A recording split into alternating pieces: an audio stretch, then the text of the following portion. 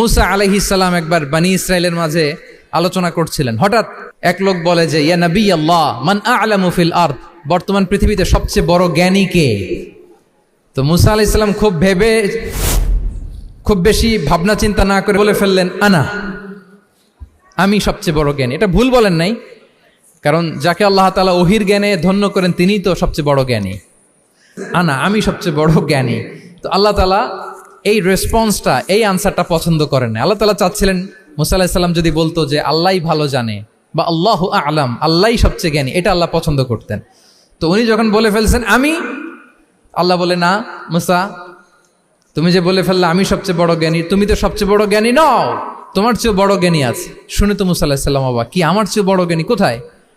আল্লাহ বললেন ইযহাব ইলা মাজমাইল বাহরাইন, দুই সাগরের মিলনস্থলে যাও, ওখানে আমার এক বান্দা আছে ইসমুহু খাদির।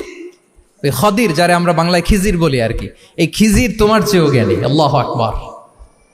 আপনারা সূরা কাহাফের তাফসীর পড়লে জানতে পারবেন। গেলেন, নৌকার মধ্যে বসা,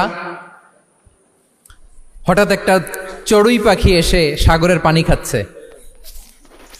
অনেক, to make the long story short, বড় স্টোরিকে আমি ছোট করে বলছি। দুইজন নৌকায় বসা, একটা চড়ুই পাখি এসে সাগরের পানি খায়। তো খিজির আলাইহিস সালাম বললেন মুসা, চড়ুই পাখিটা দেখতে পাচ্ছ? মুসা আলাইহিস সালাম বললেন হ্যাঁ দেখতে পাচ্ছি। চড়ুই পাখি যে পানি খেলো এইমাত্র, এটা দেখেছো? হ্যাঁ দেখেছি। পানি খাওয়ার কারণে চড়ুই পাখির চঞ্চুতে মানে ঠোঁটে যে একটু সাগরের ছিটে ফোটা পানি লেগেছে, দেখেছো? মুসা আলাইহিস সালাম বললেন হ্যাঁ দেখেছি।